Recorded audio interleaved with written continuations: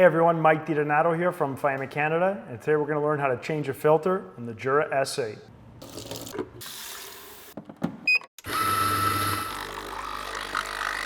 What you're going to need for this: one Jura Claris Smart filter.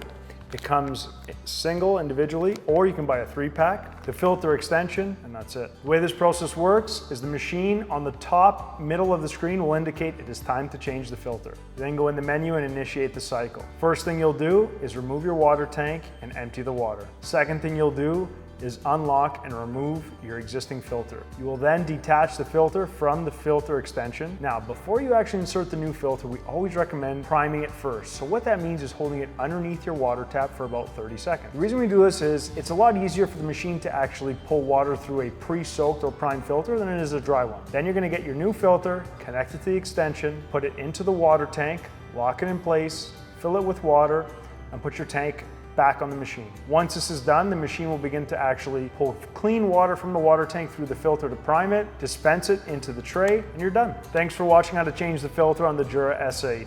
Don't forget to follow us on Instagram at Fiamma_Canada and check out our website for all your maintenance products, www.fiamma.ca.